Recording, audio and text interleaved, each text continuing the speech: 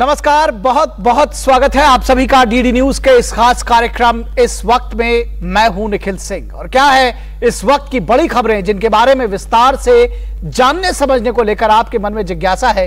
क्या है इन खबरों के मायने, क्या है इनके पीछे का एजेंडा। अगले 1 घंटे में हम बात करेंगे कुछ ऐसी ही बड़ी खबरों की जिस पर चर्चा जरूरी है।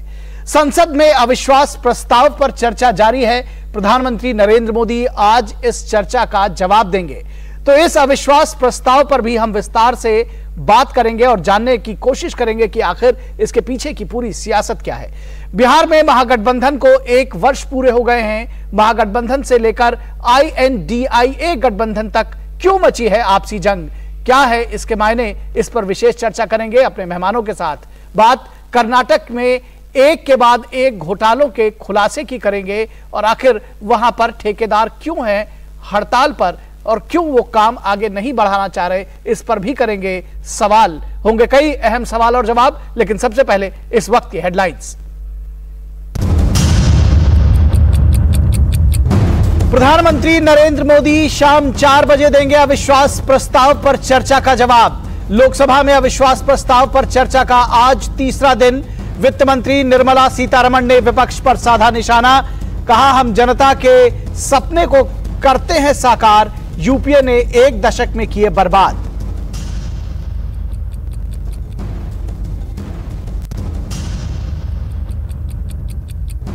राज्यसभा में आज भी विपक्ष का हंगामा रहा जारी, वहीं लोकसभा में भी नहीं चल सका प्रश्नकाल।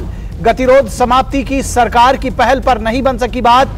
पीयूष गोयल ने कहा बातचीत के बावजूद अभी तक विपक्ष की हठधर्मिता बरकरार।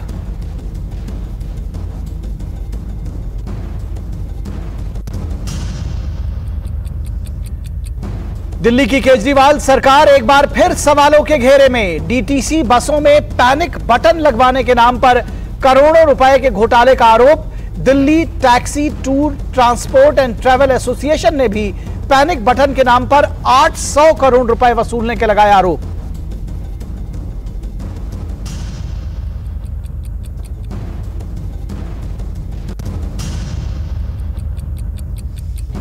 बिहार में महागठबंधन के 1 वर्ष पूरे। 1 वर्ष में 2 मंत्रियों के इस्तीफे, कानून व्यवस्था पर बार बार उठे सवाल। बीजेपी ने कहा अपने अहंकार में नीतीश ने बर्बाद किए 14 करोड़ लोगों का भविष्य।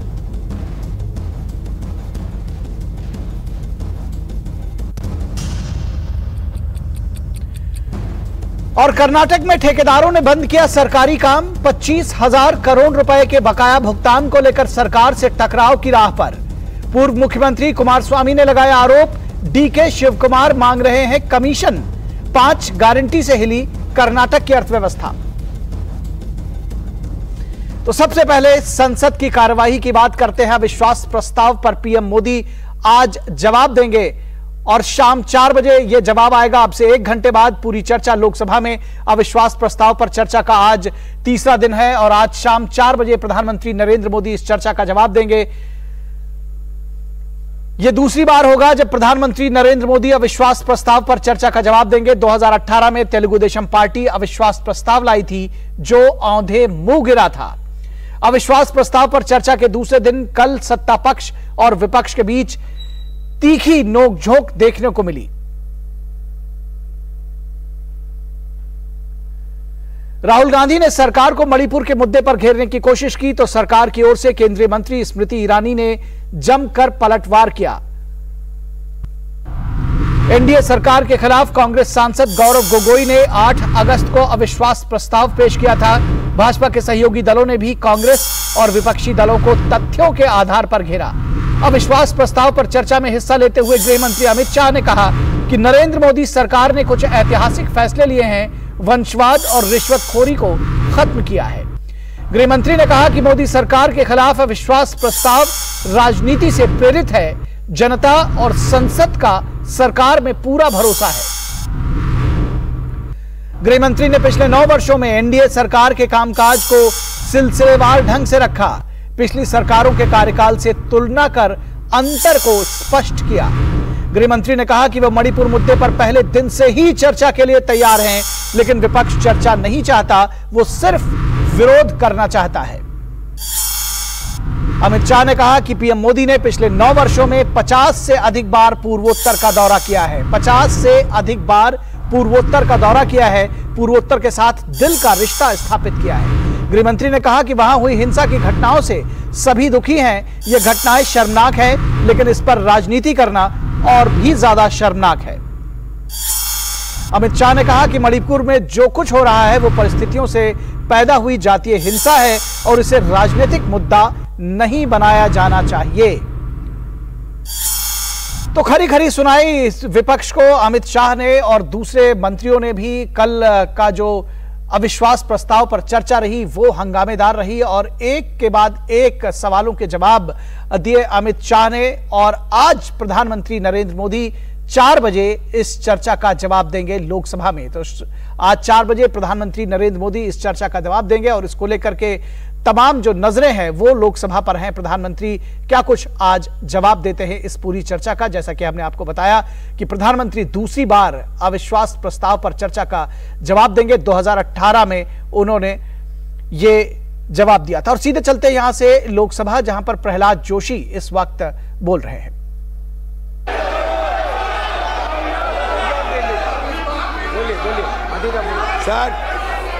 सर हमारे गीता में एक बात कहे जाते, गीता में अहंकारम बलम दर्पम कामम क्रोधम। इनका पॉइंट ऑफ ऑर्डर है माननीय अध्यक्ष जी।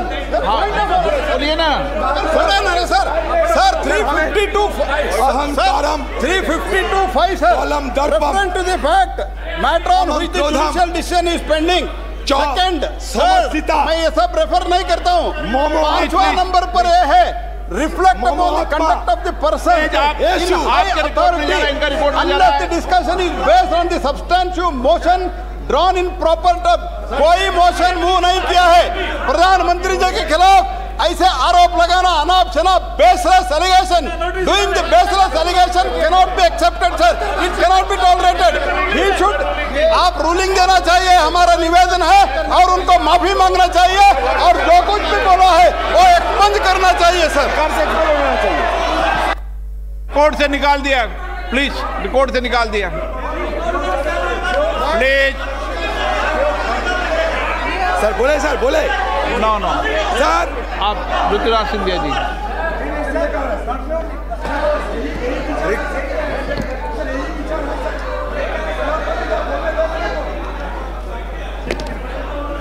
अध्यक्ष महोदय,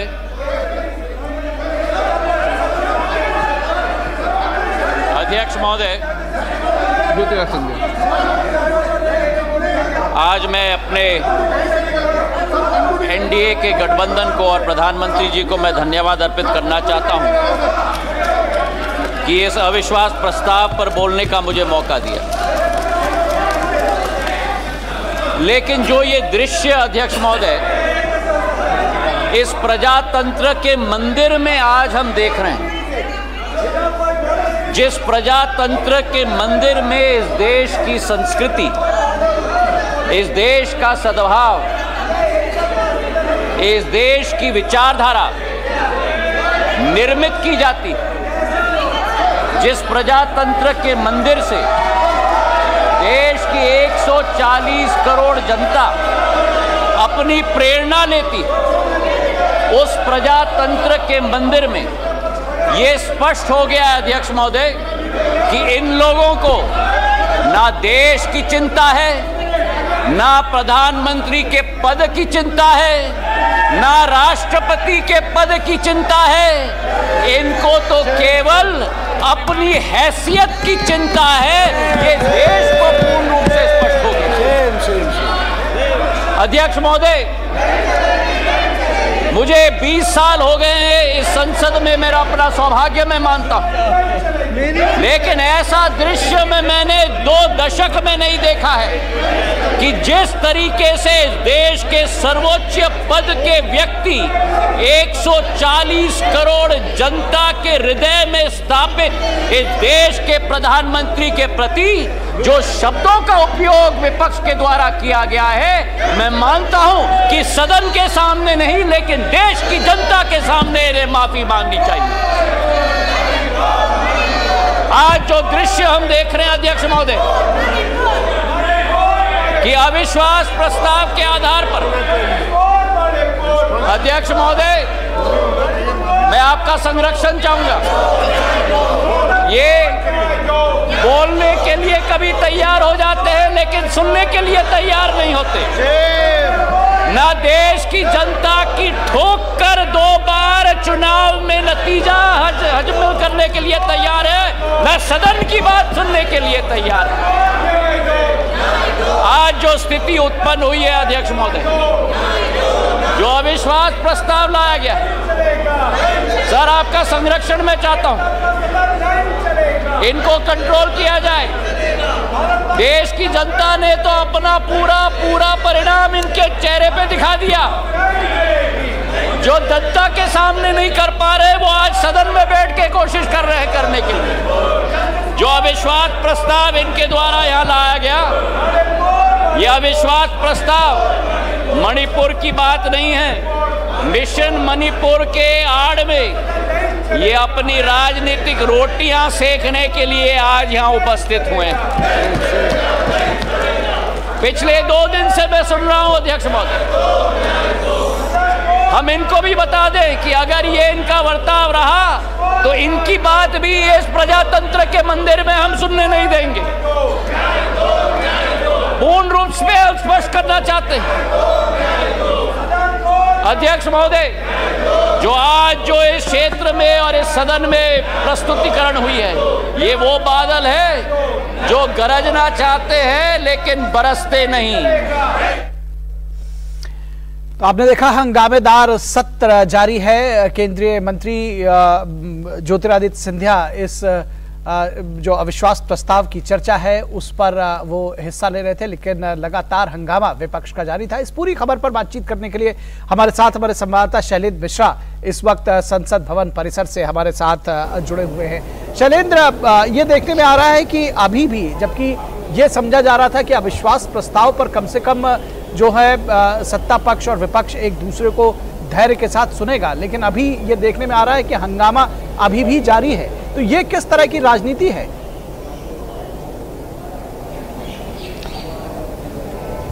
कि जी देखिए, जब सत्ता पक्ष की तरफ से तमाम आंकड़ों को सामने रख के विपक्षी दलों की जो राजनीति रही है, या फिर यूपीए के समय जिस तरह से प्रदर्शन रहा है सरकार का तमाम मोर्चों पर, जब हमने देखा कि निर्मला सीतारमण वित्त मंत्री ने आंकड़ों के जरिए बताया कि यूपीए में किस तरह से बदहाल स्थिति थी और पिछले 9 सालों में कैसे एनपीए में सुधार हुआ है, कैसे देश दुनिया के सबसे तेजी से आगे बढ़ते हुए अर्थव्यवस्था बना है, और आंकड़ों के जरिए बताया कि यूपीए में कैसे घपले घोटाले होते थे और अब डीबीटी के जरिए बचत होती है, सीधे खाते में पैसे जाते हैं। तब हमने देखा कि विपक्षी दलों का हंगामा हुआ। इस बीच विपक्षी दलों के कई नेताओं ने, सांसदों ने, जिनका गठबंधन है, उन्होंने वॉकआउट भी किया थोड़ी देर के लिए लोकसभा से।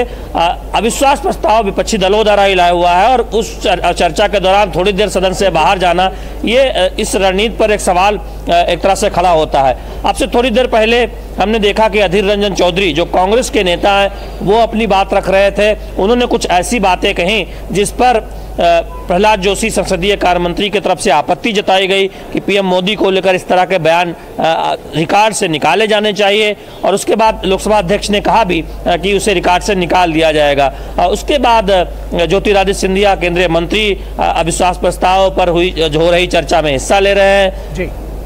विपक्ष के गठबंधन पर निशाना साध रहे हैं, उनकी मंशा पर सवाल उठा रहे हैं, कह रहे हैं कि उनका दरअसल उद्देश्य जो है वो सब जानते हैं, देश हित से उनका कोई लेना देना नहीं है। और इस बीच थोड़ी टोका टोकी और हंगामा भी देखने को मिल रहा है विपक्षी दलों की तरफ से। तो ऐसे में हमने देखा कि कई बार चर्चा में हिस्सा लेते हुए जब कोई नेता सांसद कोई बात रखता है तब थोड़ी सा हंगामा भी देखने को मिल रहा है। आज हमने देखा है कि अविश्वास प्रस्ताव पर चर्चा शुरू होने से पहले प्रश्नकाल में लगातार हंगामा देखने को मिला, जिससे कार्रवाई बाधित हुई। राज्यसभा में भी हमने देखा कि हंगामे की वजह से कई बार कार्रवाई बाधित हुई। तो अविश्वास प्रस्ताव में चर्चा तो जरूर हो रही है, लेकिन उससे पहले बहुत एक तरह से देखें शोरगुल देखने को मिला और कार्रवाई में बाधा पहुंची लोकसभा में, और राज्यसभा में भी कई बार बाधा आई। इस बीच अविश्वास प्रस्ताव पे एक तरह से जो चर्चा है वो अब अंतिम दौर पर पहुंचती हुई दिखाई दे रही है। 16 घंटे कुल रखे गए थे, कल तक 12 11 घंटे पूरे हो गए थे और आज भोजनावकाश भी नहीं हुआ। लगातार हम देख रहे हैं कि 12 बजे से एक एक करके तमाम सांसद अपनी बात रख रहे हैं। सत्ता पक्ष के सांसद, एनडीए के सहयोगी दलों के सांसद, विपक्षी दलों के सांसद अपनी चर्चा में हिस्सा ले रहे हैं। अब से पहले ओवैसी ने अपनी बात रखी, उन्होंने सरकार को घेरने की कोशिश की। सरकार की तरफ से हमने देखा कि वित्त मंत्री निर्मला सीतारमण ने एक लंबा चौड़ा एक तरह से चर्चा में हिस्सा लेते हुए तथ्यों के साथ सरकार की इकोनॉमी पर अपनी बात रखी। और अब केंद्रीय मंत्री ज्योतिरादित्य सिंधिया अपनी बात रख रहे हैं अविश्वास प्रस्ताव के विरोध में। प्रधानमंत्री का दरअसल इंतजार है शाम 4 बजे और निश्चित तौर पर जो सत्ता पक्ष है उसको भी इंतजार होगा। और ये जो विपक्ष का ये जो पूरा रुख है, क्षणे तुष्टा क्षणे रुष्टा, रुष्टा तुष्टा क्षणे क्षणे, ये शायद जो ये आंकड़े लगातार सरकार की तरफ से दिए जा रहे हैं उसके पीछे ही क्या इसकी वजह समझी जाए?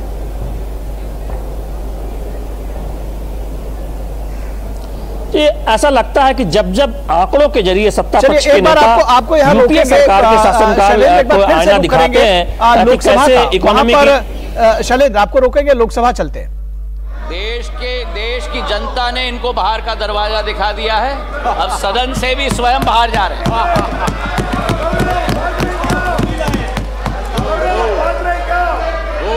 इन्हें तो सभापति महोदय अपने अविश्वास प्रस्ताव पे स्वयं ही विश्वास नहीं है।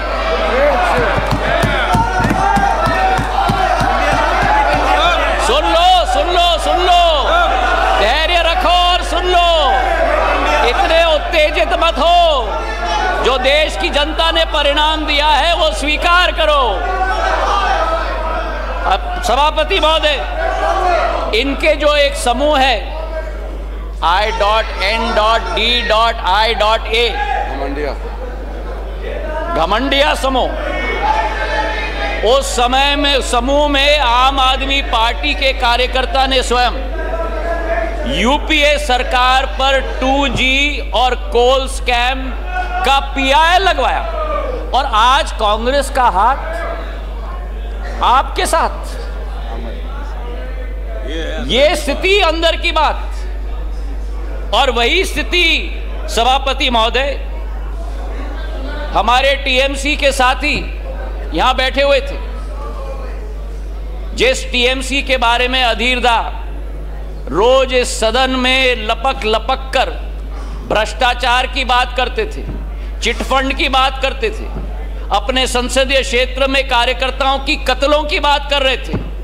आज वही कांग्रेस पार्टी और वामपंथी दल हाथ में हाथ उस टीएमसी के साथ मिला रहे हैं सभापति महोदय। तो ये इनकी असलियत है। और जो मैं कहना चाहता हूं सभापति महोदय कि अगर इन लोगों को अपने गठबंधन में एक दूसरे के विरोधी होकर भी सत्ता के लालच के साथ पूरे तरीके से कुनबे की तरह साथ में आ रहे हैं। आरजेडी और जेडीयू की बात करें, लालू प्रसाद यादव जी पर जो रोजगार का आरोप लगाया था, जमीन पर रोजगार का एक्ट का आरोप लगाया था, वो जेडीयू के वर्तमान के अध्यक्ष ने स्वयं सीबीआई को सबूत अपने हाथों से दिलवाया था और आज दोनों हाथ में हाथ मिलाकर चल रहे हैं। ये संविधान बचाने की बात करते हैं सभापति महोदय, ये क्या अपना ईमान पहले बचा पाएं उसका उत्तर देश की जनता को दें। आज सभापति महोदय विचित्र स्थिति है। आगे ये नाटक कर रहे थे, आगे क्या नाटक करते हो? आपका स्वागत है, अंदर जाता है, बहुत बढ़िया ड्रामा कर रहे हैं। आपका स्वागत है। आज बड़ी विचित्र स्थिति है सभापति महोदय कि जिनके दिल नहीं मिलते वे दल मिल चुके, जिनके दिल नहीं मिलते वे दल मिल चुके हैं और जिनके इतिहास में वैचारिक या व्यवहारिक संबंध या सिद्धांतिक संबंध न हो, वो आज लोकसभा चुनाव के लिए एक साथ होकर लोकतंत्र बचाने की आवाज लेकर आज सदन में आए। जहां मणिपुर हिंसा की बात की गई सभापति महोदय, इस मणिपुर की घटना का इस्तेमाल या मैं कहूं दुरुपयोग करके अपना लॉन्च पैड बनाने की ये कोशिश कर रहे हैं। जो मणिपुर में घटना घट रही है ये निंदनीय है, घोर निंदनीय है। कोई भी भारतीय नागरिक इसका सपोर्ट नहीं कर सकता। हम सबके लिए ये घोर निंदनीय घटना है। लेकिन अध्यक्ष महोदय, सभापति महोदय, अगर भारत के इतिहास के काले पन्ने पलटें तो मैं पूछना चाहता हूं, सन 1964 के बंगाल के दंगे के समय में ये मौन क्यों थे? और अगर सन 1964 की हम बात न करें तो सन 84 के सिख दंगों के समय में जब 4000 हमारे सिख भाई बहनों को जिंदा जलाया गया था, तब ये मौन क्यों थे? मेरठ के सन 87 के दंगों के समय में ये मौन क्यों थे? और सन 1990 से 30 साल जो कश्मीर में 40,000 लोगों की मौत हुई और कश्मीर जल रहा था, तब ये मौन क्यों थे? और मैं अधीर रंजन जी का जो शब्द था, जो अंग्रेजी का कोटेशन उन्होंने दिया, इन सभी समय में एवरी मॉर्निंग, सभापति महोदय, new widows were हाउलिंग, every morning new children were crying, every morning new houses were falling. और मूक दर्शक के रूप में हमारे ये साथी बैठकर सरकार में बैठे हुए थे। आज यहां बैठकर गौरव गोगोई जी ने, सबर रखो, सबर रखो, आराम से सुनो, सबर रखो, थोड़ा सीख लो।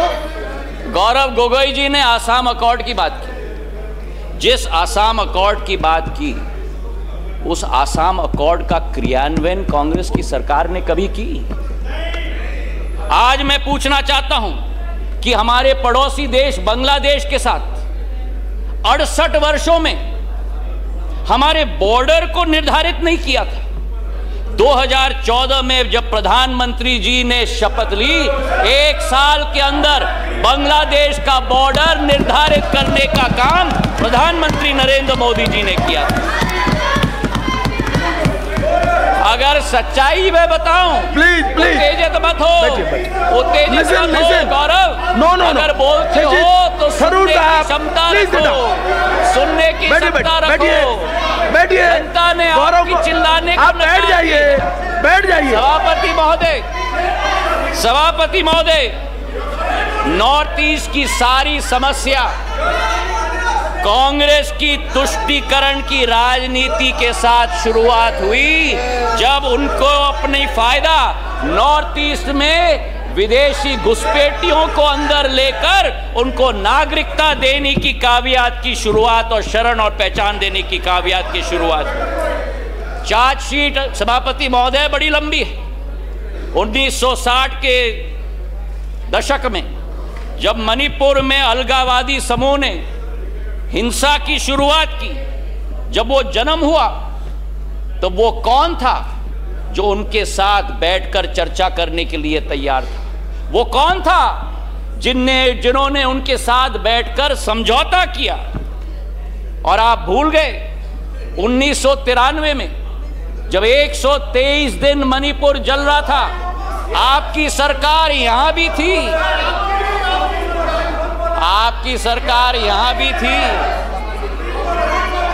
आपकी सरकार यहां भी थी और आपकी सरकार वहां भी थी।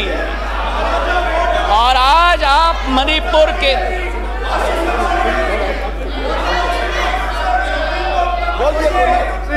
और आज सभापति महोदय अधीर दा उठकर कह रहे थे कि मणिपुर के सांसद क्यों नहीं बोले। उस समय मणिपुर का सांसद इस सदन में रोते रोते हुए उनका वक्तव्य क्या था इस संसद में मैं पूछना चाहता हूं। जब आपकी सरकार यहां भी थी और आपकी सरकार वहां भी थी, मणिपुर के सांसद ने इस संसद में 1993 में वक्तव्य दिया। उन्होंने कहा, and I quote, the state government is helpless, it has no तो संसद में अविश्वास प्रस्ताव पर चर्चा जारी है और ये खबर आपने देखी और इस पर हम शाम 4 बजे एक बार फिर से आपको ये चर्चा में आपको जोड़ेंगे जब प्रधानमंत्री नरेंद्र मोदी इस चर्चा का जवाब देंगे। और महागठबंधन की विपक्षी एकता और अविश्वास प्रस्ताव की बात कर लेते हैं। विपक्षी एकता के INDIA गठबंधन के सूत्रधार नीतीश कुमार के बिहार महागठबंधन के 1 साल पूरे हो गए हैं, लेकिन नीतीश कुमार का संघर्ष अब भी जारी है। 9 अगस्त 2022 को नीतीश कुमार ने बीजेपी का साथ छोड़कर RJD और कांग्रेस के साथ मिलकर बिहार सरकार बनाई थी। 9 अगस्त की तारीख थी, 2022 में 1 वर्ष पूरे हुए हैं। बीजेपी ने तब इसे जनमत का अपमान बताया था, लेकिन तेजस्वी अपने पलटू चाचा को पाकर डिप्टी CM बन गए थे। तेजस्वी ने ही नीतीश कुमार को पलटू चाचा कहा था। सत्ता संभालने के साथ ही नीतीश कुमार को RJD से सलाह मिलने लगी कि वो केंद्रीय भूमिका में जाएं और तेजस्वी को गद्दी सौंप दें। तब नीतीश कुमार ने कहा था कि 2025 में JDU तेजस्वी के नेतृत्व में चुनाव लड़ेगी। तो ये इस पर भी लगातार सवाल उठ रहे हैं, क्योंकि अब इसी तरह की बात नीतीश कुमार फिर से कर रहे हैं। नीतीश कुमार ने तब अपने लिए समर्थन का जुगाड़ कर लिया था, लेकिन पिछले दिनों ये कहकर मीडिया की सुर्खियों में आए कि अब उनकी चला-चली की बेला है, 73 वर्ष का हो चुका हूं, तेजस्वी जिम्मेदारी संभालेंगे। यानी नीतीश के महागठबंधन में हमेशा चुनौती बनी रही। JDU के RJD में विलय की आशंका बढ़ी तो नीतीश कुमार विपक्षी एकता की मुहिम में जुट गए।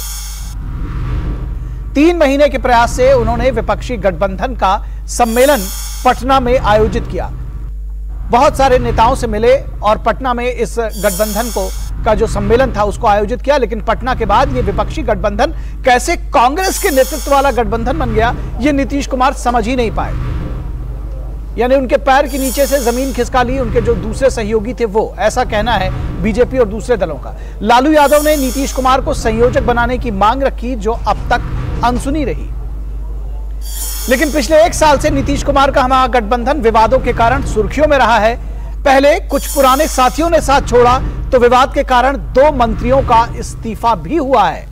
RJD के इन दोनों मंत्रियों ने नीतीश कुमार पर जमकर हमला बोला था। तमाम कानून व्यवस्था से लेकर के और राजनीति के तमाम जो दूसरे मुद्दे हैं वो भी उठाए थे।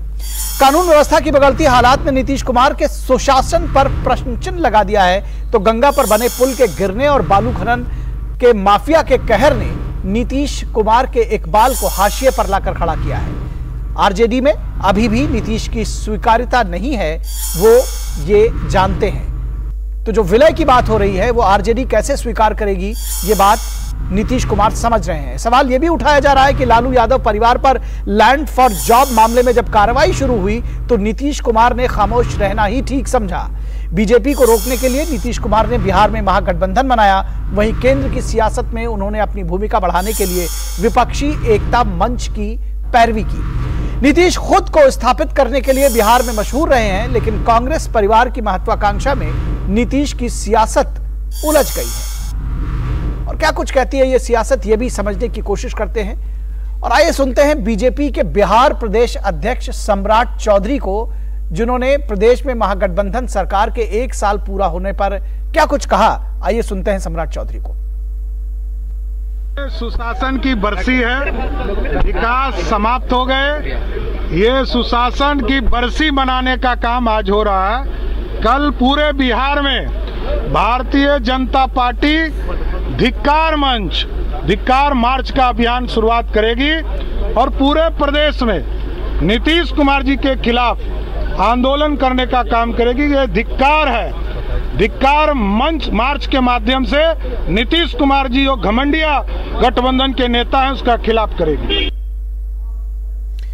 तो आपने खबर देखी और इस पर विस्तार से चर्चा करने के लिए हमारे साथ 3 खास मेहमान जुड़े हुए हैं। जयराम विप्लव जो कि बीजेपी के प्रवक्ता हैं, जयराम जी स्वागत है आपका। डॉक्टर भारती मेहता जो कि JDU की प्रवक्ता हैं, भारती जी आपका भी स्वागत है।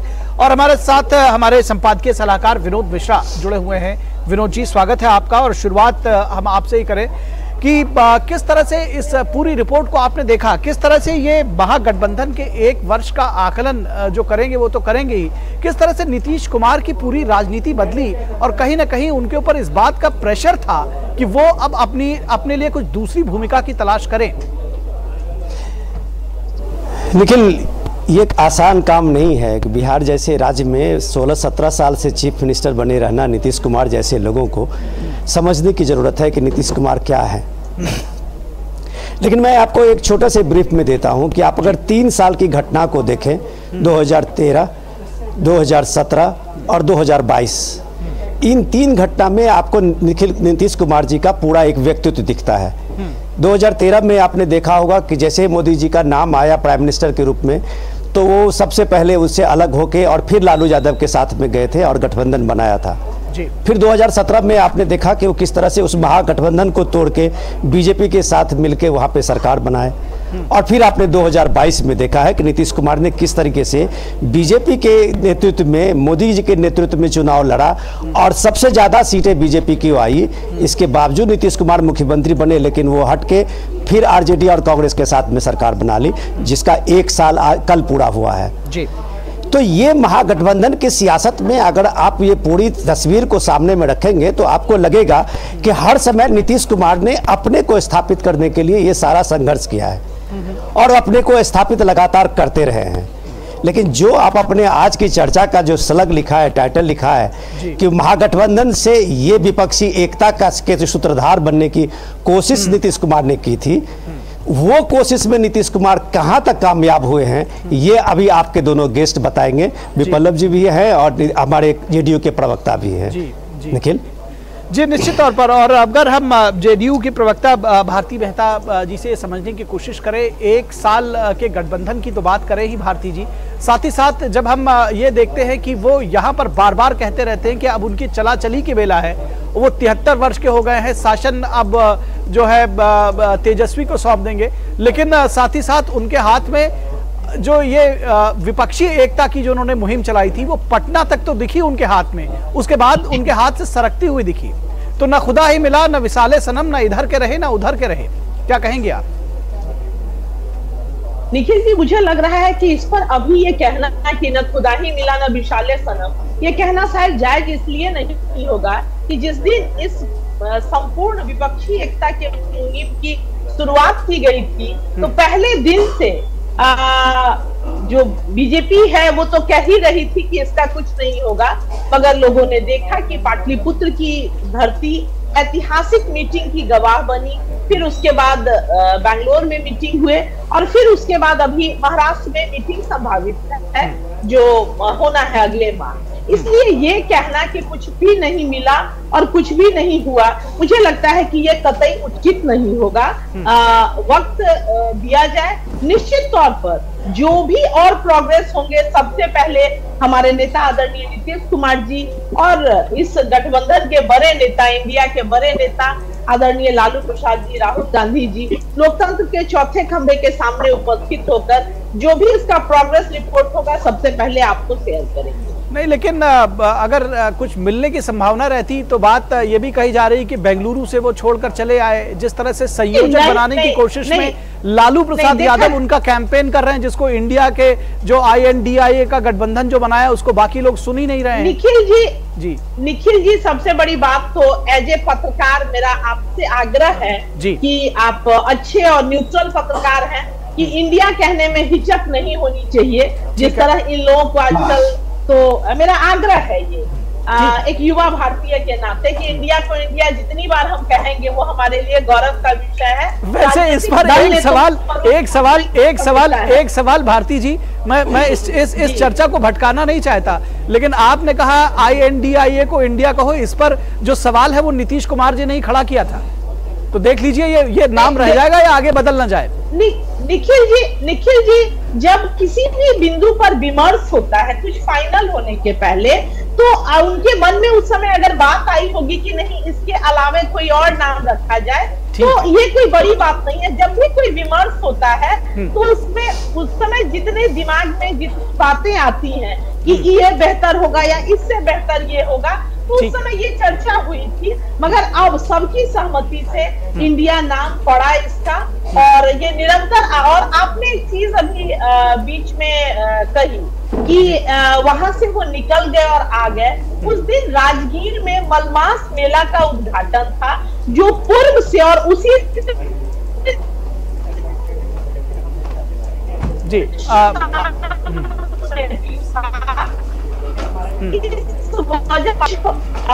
माननीय मुख्यमंत्री जी को शाम में कुछ पहले आना, अगर कोई पॉलिटिकल प्रोग्राम होता तो निश्चित तौर पे उसको एक्सटेंड कर दिया जाता, मगर वो मलमास मेला का ठीक है उद्घाटन, ठीक इस वजह से उनको थोड़ी देर 1 घंटा पहले प्रेस कॉन्फ्रेंस से 1 घंटा पहले उनको लौटना पड़ा।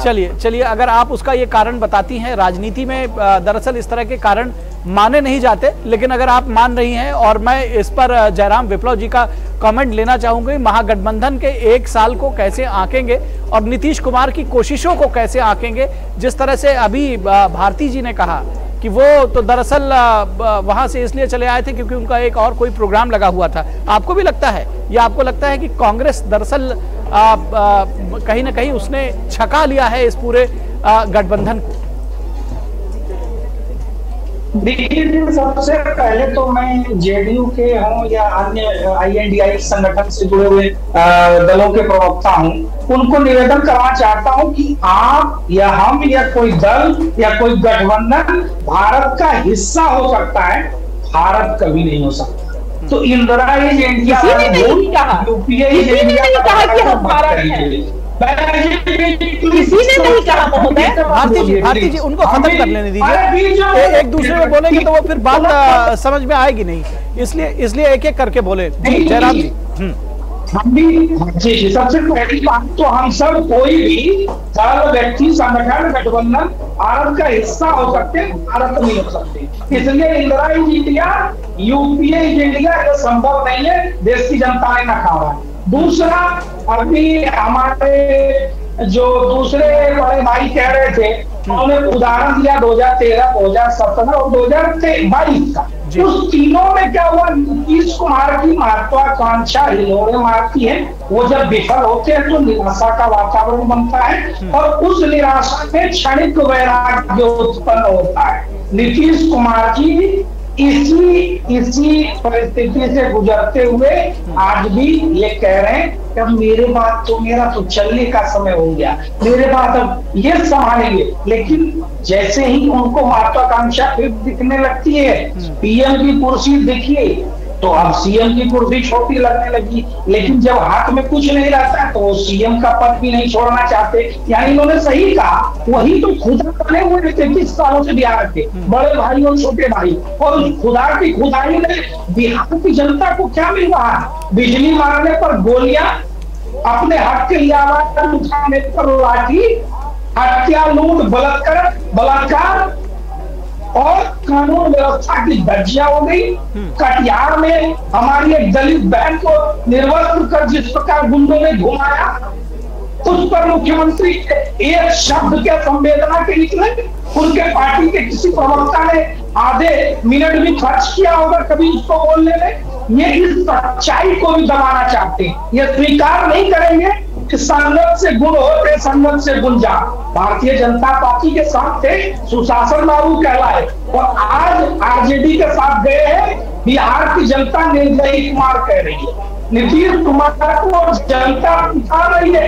अरे भाई निर्दयी कुमार, आप खुदा है, लेकिन अब आपकी खुदाई नहीं चाहिए। 2024 में इतना बड़ा गड्ढा खोदेंगे और उसी में नीतीश कुमार जी की ठीक है दफन कर दिया। ठीक है, एक सवाल का जवाब बहुत संक्षेप में चाहेंगे भारती जी से।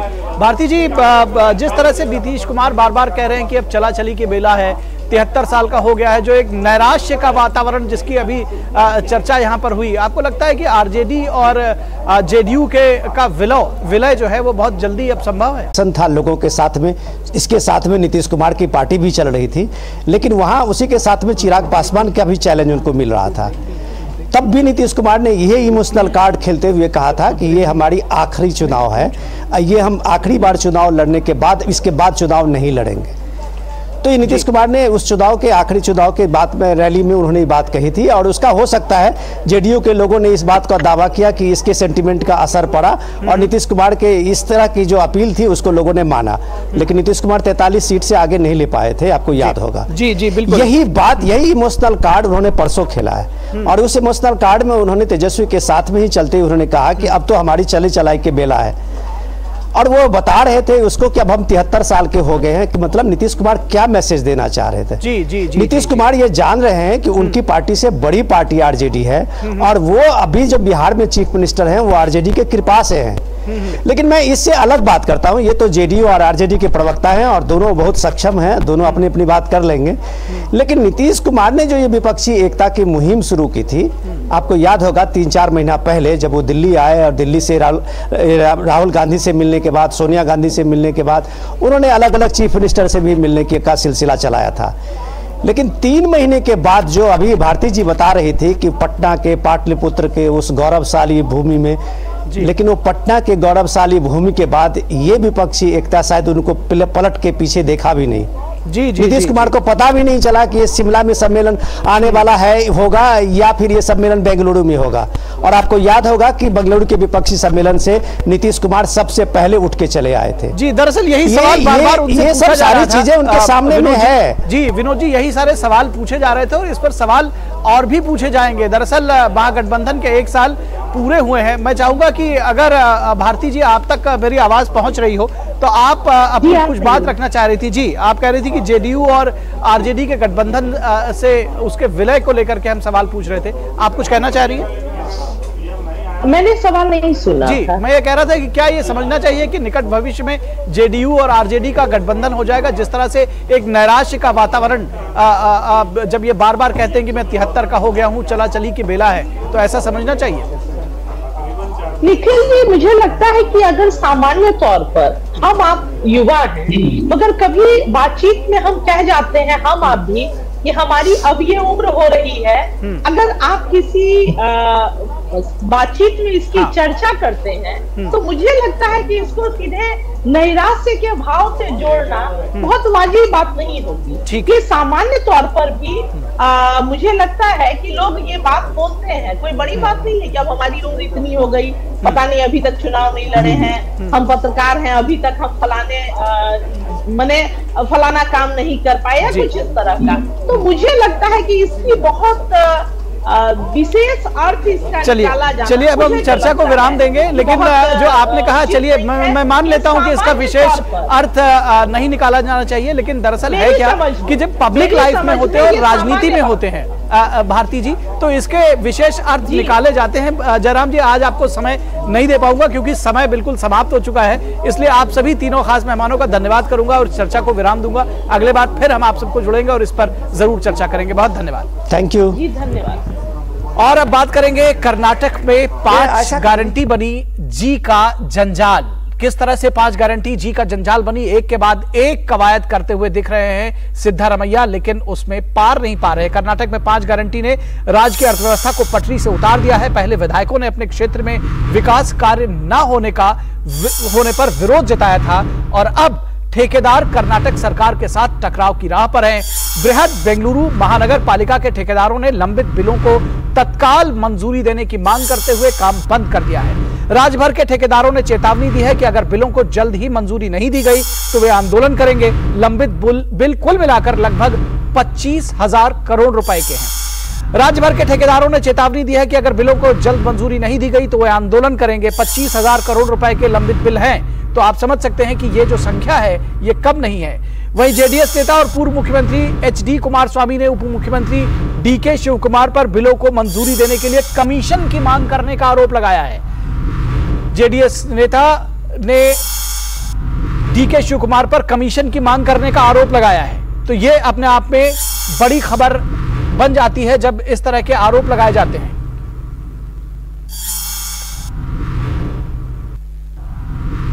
तो किस तरह से ये जो 5 गारंटी है वो दरअसल जी का जंजाल बन चुकी है, इस पर बात करेंगे हमारी संवाददाता आयशा खानम के साथ में।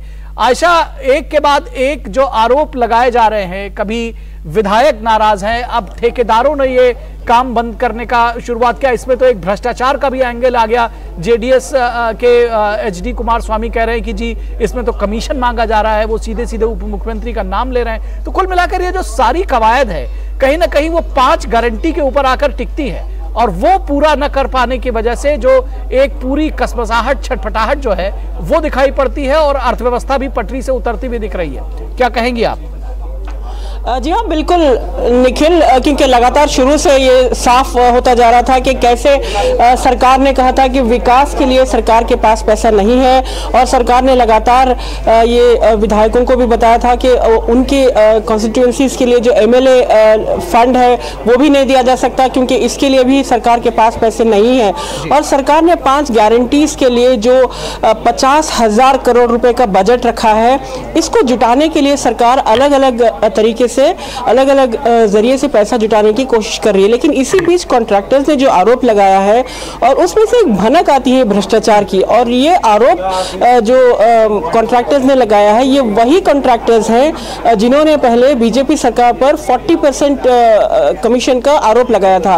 अब उस वक्त कांग्रेस को ये लगता था कि बीजेपी में भ्रष्टाचार है और ये तमाम कॉन्ट्रैक्टर्स जो है बीजेपी के विक्टिम्स हैं। तो अब ये साफ होता जा रहा है कि कॉन्ट्रैक्टर्स को इस बात की समझ आ रही है कि यहाँ पर भ्रष्टाचार की खाई जो है वो ज़्यादा गहरी है, क्योंकि इनमें से कुछ कॉन्ट्रैक्टर्स जो है उन्होंने आरोप लगाया, सीधे सीधे उप मुख्यमंत्री DK शिव कुमार पर आरोप लगाया और कहा कि वो 15% का कमीशन इसमें मांग रहे हैं। तो क्या ये 15% कमीशन 30% होगा या फिर चुनाव आने तक 40% हो जाएगा?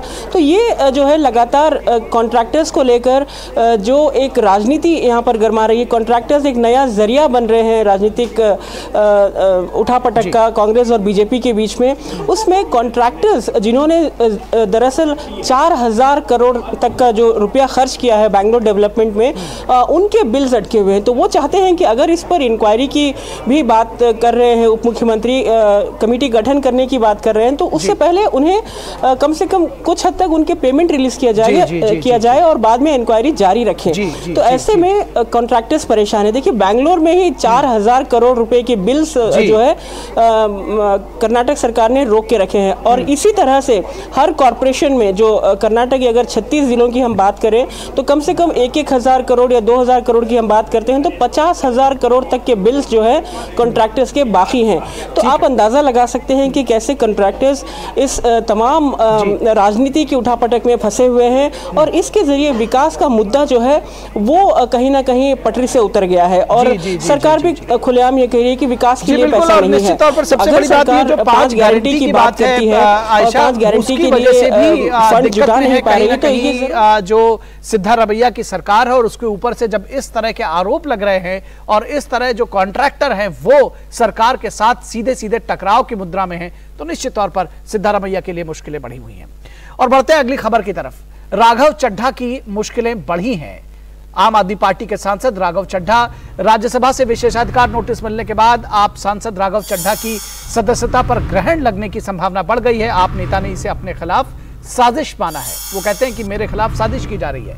पिछले दिनों दिल्ली सर्विस बिल पर चर्चा के दौरान राघव चड्ढा ने बिल को सिलेक्ट कमेटी में भेजने का नोटिस दिया था, लेकिन 5 सांसदों ने अपने नाम को लेकर सदन में सवाल उठाया था। बीजेपी, बीजेडी और वाईएसआर कांग्रेस के सदस्यों ने राघव चड्ढा के खिलाफ विशेषाधिकार हनन का नोटिस दिया था। सांसदों का दावा है कि फर्जी दस्तखत करके राघव चड्ढा ने संसद को गुमराह किया था। राघव चड्ढा की दलील है कि सेलेक्ट कमेटी के लिए कोई भी सांसद किसी के भी नाम को प्रस्तावित कर सकता है, उसमें सहमति की आवश्यकता नहीं है। लेकिन सवाल यह है कि संसद की गरिमा क्या इससे क्षीण नहीं होती? बीजेपी सांसद इसे फ्रॉड का मामला मानते हैं। तो क्या कुछ कह रहे हैं राघव चड्ढा, इस पर आइए सबसे पहले वही सुनते हैं। एक दुष्प्रचार और एक प्रोपेगेंडा शुरू किया गया कि न जाने कौन सा फर्जीवाड़ा हो गया, कौन से जाली दस्तखत हो गए।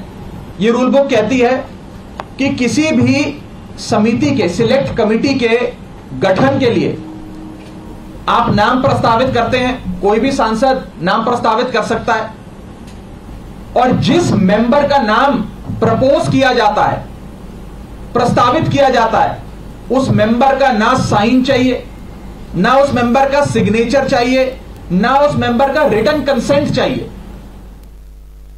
I have not complied any person.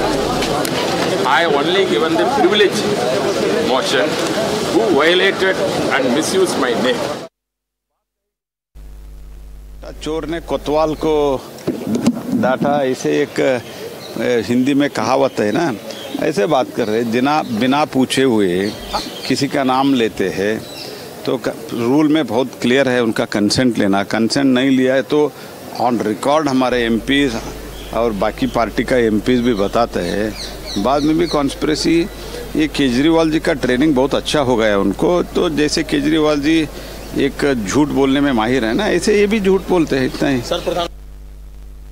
और इस पूरी खबर पर बातचीत करने के लिए हमारे साथ हमारे संवाददाता राजेश राज मौजूद हैं। राजेश, किस तरह से समझना चाहिए इस मामले को, और जब राघव चड्ढा कहते हैं कि जी इस तरह की सिग्नेचर की कोई जरूरत नहीं थी, लेकिन अगर सिग्नेचर किया गया और किसी के एवज में किसी और ने सिग्नेचर कर दिया तो इससे बड़ा फ्रॉड और क्या हो सकता है?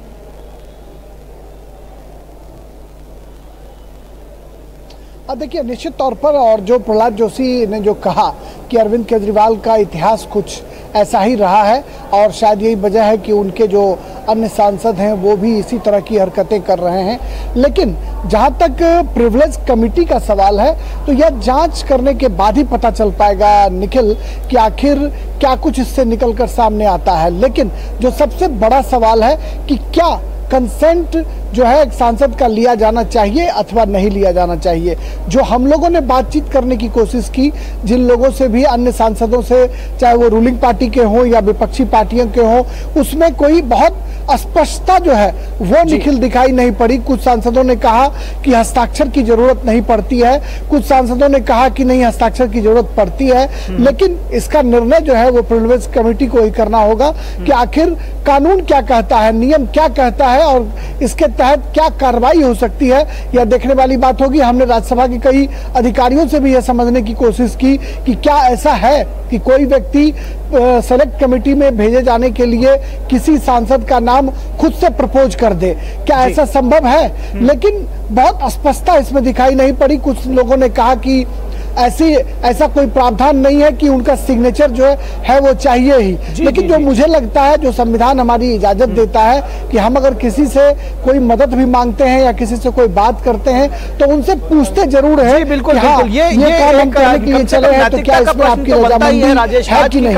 बिना रजामंदी की मोहर के साथ ऐसा संभव नहीं हो सकता है। बिना पूछे ये कहना कि आप किसी का भी नाम डाल दें और उसको जानकारी में ना हो, वो ये कहीं ना कहीं गलत होगा। फिलहाल जैसा कि आपने कहा कि इसके बारे में जब जांच होगी, नियम क्या थे, तब बाकी बातें पता चल सकेगी। बहुत शुक्रिया राजेश इस बातचीत के लिए। और न्यूज क्लिक को फंडिंग को लेकर के तमाम जो ईडी की कार्रवाई है उस पर भी हम चर्चा करेंगे आगे की अपने बुलेटिन में। लेकिन इस वक्त में फिलहाल बस इतना ही। हमारी पूरी टीम को दीजिए इजाजत। नमस्कार।